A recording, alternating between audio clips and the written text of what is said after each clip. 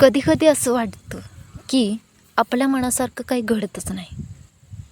आपल्या मनाविरुद्ध काही घडलं किंवा आपल्या मनाविरुद्ध काही कोण बोललं, तर आपल्याला लगेच वाईट वाटतं. लगेच आपण दुःखी होतो, नाराज होतो, उदास होतो. नाहीतर पटकन राग तरी येतो. म्हणजे आपण कधी विचार पण करू शकत नाही की पुढचा व्यक्ती आपल्याबरोबर कसा बोलत असतो. वाईट वाटते. बऱ्याचदा एखादी गोष्ट आपण आपल्या मनापासून प्रयत्न करून, कष्ट करून, पण हवी तशी आपणास मिळत नाही. भरपूर प्रयत्न करून पण मनासारख्या गोष्टी होत नाही. त्यामुळं मन असं दुःखी, कष्टी बनत असतं. जे काय करतोय त्याला यश मिळत नाही आणि ते यश न मिळाल्याची खंत पण आपल्याला सतत वाटत राहते. पश्चाताप होत राहतो. मन आपलं कमजोर व्हायला लागतं आणि नकारात्मक भावना वाढत जाते की आपल्याकडून काहीच होत नाही किंवा आपल्या मनासारखंच काय होत नाही. जे आपल्याला पाहिजे आहे किंवा जे काही इच्छा करायची आहे ती इच्छाच पूर्ण व्हायला मागत नाही. मग वाढतो ती आपला आळस, निरुत्साह, निरीच्छा की काहीच करू वाटत नाही. ठीक आहे, नाही ना होत, नाहीच करायचं. आपली जी काही काम करण्याची क्षमता असेल तर ती क्षमता पण कमी होते. जेवढा आपण प्रयत्न पहिलं करत होतो त्यापेक्षा खूप प्रयत्नशीलता कमी येत असते. काम करण्याची प्रवृत्ती कमी होते. कमजोर मनात अनेक नकारात्मक विचारांचा गोंधळच उडतो. स्वतःमध्ये कमतरता, स्वतः काहीच करू शकत नाही अशी भावना तयार होत असते. आणि दुःखी झालेलं कमजोर मन जायला लागतं नैराश्याकडे आणि त्यातून बाहेर पडणं कठीण म्हणजे कठीण. काही वेळा असं वाटतं की आयुष्य एकदम सुरळीत चाललं आहे आणि अचानक काहीतरी संकटे येत असतात. अनेक अडचणी उभ्या राहतात. मग गोंधळून जायला लागतं, भीती निर्माण होते. असं वाटतं की आपल्याच नशिबाला हे का आलंय. मन कमजोर असेल तर अशा परिस्थितीला सामोरं जाताना मनातून खूप संघर्ष तयार होतो, खूप त्रास वाढतो, खूप ताणतणाव वाढतो.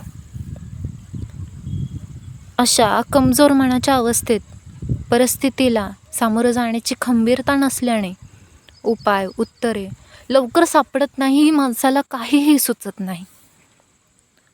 हे मन अशा वेळी आपणास संघर्ष करण्यास पण विरोध करतं. एखाद्याचा स्वभाव मूलतः भित्राच असतो, नाजूक असतो. प्रतिकूल परिस्थितीमध्ये की एखाद्याचं बोलणंच आपल्याला पेलवत नाही. त्याचं कारण नेमकं आहे ते मन कमजोर असतं. कष्ट सहन करण्याची ताकद त्या मनात नसतं.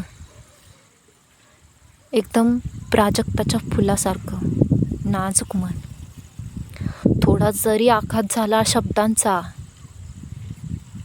तरी लगेच कोमजून जात असतं. मनाची माणसे छोट्या छोट्या गोष्टींनी दुखवली जातात. कितीतरी वेळ त्याच दुःखाला बिलगून असतात. अश्रू ढाळत राहतात. अतिविचार करून त्यातून वेगवेगळे तर्क काढत राहतात. मनात सतत एकच विचार करून निराशेत जातात. अशा कमजोर मनाला पुन्हा ताकदवान बनवण्याची त्यावर बरेच काम करावं लागेल. जरा कोणी बोललं तरी पण राग येतो, अस्वस्थ होतं. हा व्यक्ती मलाच का बोलला, मी काय केलंय, माझ्यासोबतच का असं होतं. ऐकून घेण्याची तयारीच होत नाही. कारण मन असतं ते क्षणिक गोष्टीतील आनंदात धन्यता मानण्याचं. काहीतरी जास्त मिळवण्याची धडपड नको. ओके, क्षणिक सुखासाठी आपण जे करतो आहे तेच बरोबर हा विचार. त्यापेक्षा वेगळं मला काय ऐकायचंच नाही आहे. स्वतःला सुरक्षित स्थितीत ठेवण्याची धडपड असते. तेच चांगलं. नको बदल करायला. कशाला? केला तर अडचणी येतील किंवा जमलंच नाही तर का होणार?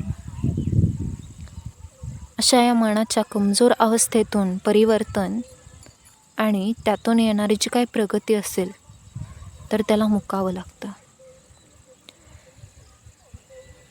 कमजोर मनामध्ये स्वतःमध्ये बदल करूनच घ्यायची तयारी नसते.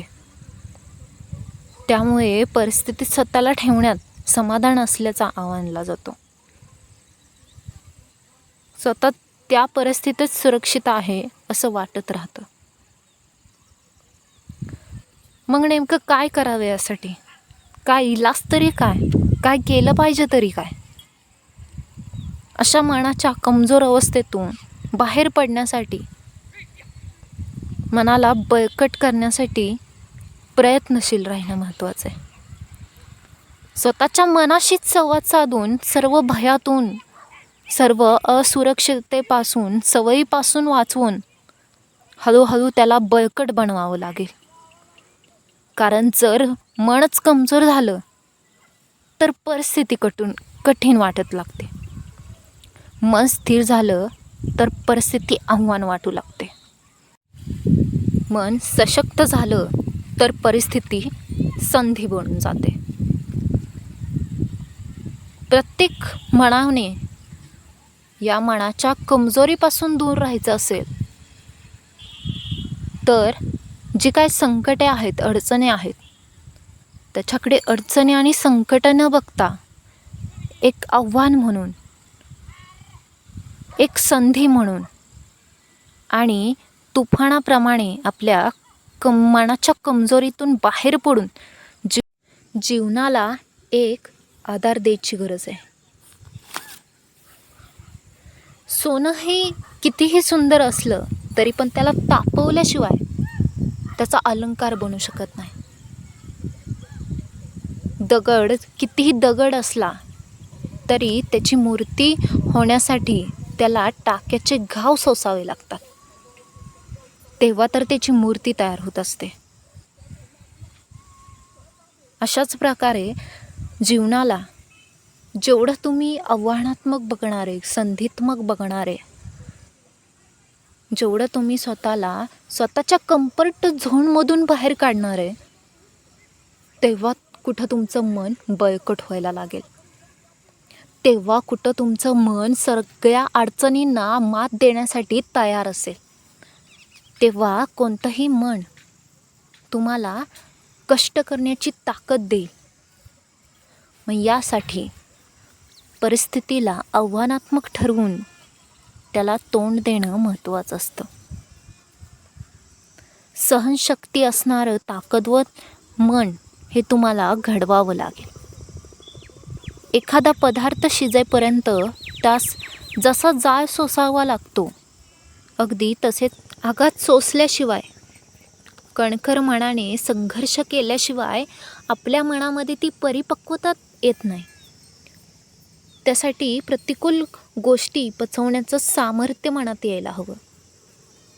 कमजोर मनाचं बळकटीकरण होणं खूप महत्त्वाचं आहे. त्या संघर्षांना सामोरं जाणं आणि त्याच्यात यशस्वी होण्याची जी ताकद आहे, ते मन कमजोर असून उपयोग नाही, तर त्यासाठी ते ताकदवान बनवणं महत्त्वाचं आहे. कोणत्याही संकटांना, कोणत्याही आव्हानांना पाठमोरं करून पाळायचं नाही, तर त्यांना संधी म्हणून पाहून त्यामध्ये यश कसं साधता येईल ही ताकद आपल्यामध्ये, आपल्या मनामध्ये रुजवणं महत्त्वाचं आहे. तेवढी सहनशक्ती आपण आपल्या मनामध्ये तयार करणं महत्त्वाचं आहे, तर आपण आपलं मन बळकट करू शकतो. कोणाच्या बोलण्याने, कोणाच्या वागण्याने आपण दुःखी होत असो तर आपलं ते कमजोर मन असणार आहे. कोणाच्या बोलण्याचा प्रभाव आपल्यावर पडला नाही पाहिजे, एवढं मन आपलं बळकट करा. जीवनामध्ये अनेक त्रास आपल्याला सहन करावे लागणार आहेत. अनेक संकटांना आपल्याला सामोरं जावं लागणार आहे. अनेक अडचणी, अनेक संघर्ष आपल्याला पाहावे लागणार आहेत. तर त्यासाठी बळकट मन असेल तरच तुम्ही टिकाल.